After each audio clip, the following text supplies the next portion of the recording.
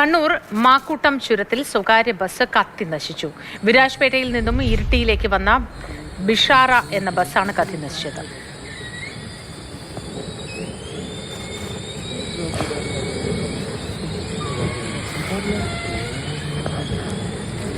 Felix ചേർന്നു വിശദാംശങ്ങളുമായി. Felix, എങ്ങനെയാണ് ഈ ബസ് കത്തി നശിച്ചത്? ഇത് അവിടെയാണോ സ്ഥിരമായി ഇടുക ഈ ബസ്?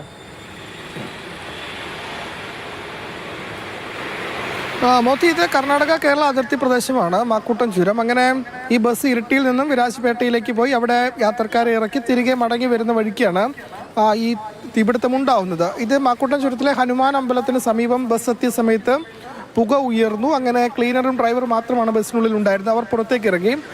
പക്ഷേ വളരെ വേഗം തീ ആളിക്കത്തി. ഉടൻ ഫയർഫോഴ്സിനെ വിവരം അറിയിച്ചു. ഇരിട്ടിയിൽ നിന്നും ഫയർഫോഴ്സ് എത്തിയപ്പോൾ തന്നെ ഏതാണ്ട് ബസ് പൂർണ്ണമായും കത്തി നശിച്ചിരുന്നു. പിന്നീട് ഫയർഫോഴ്സാണ് തീ പൂർണ്ണമായും അണച്ചത്. എന്താണ് തീപിടുത്തത്തിൻ്റെ കാരണം എന്നത് വ്യക്തമല്ല. ഏതായാലും അത്ഭുതകരമായി ഈ ഡ്രൈവറും ക്ലീനറും രക്ഷപ്പെട്ടു. മാത്രമല്ല, ഈ സമയത്ത് ബസ്സിൽ മറ്റ് യാത്രക്കാരുണ്ടായിരുന്നില്ല. അപ്പോൾ യാത്രക്കാരെ കർണാടകയിലെ വിരാജ്പേട്ടയിൽ ഇറക്കിയതിനു ശേഷം തിരികെ വരുന്ന വഴിക്കാണ് ഈ തീപിടുത്തം ഉണ്ടായത്. ഏതായാലും ബസ് പൂർണ്ണമായും കത്തി നശിക്കുകയാണ് ഉണ്ടായത്.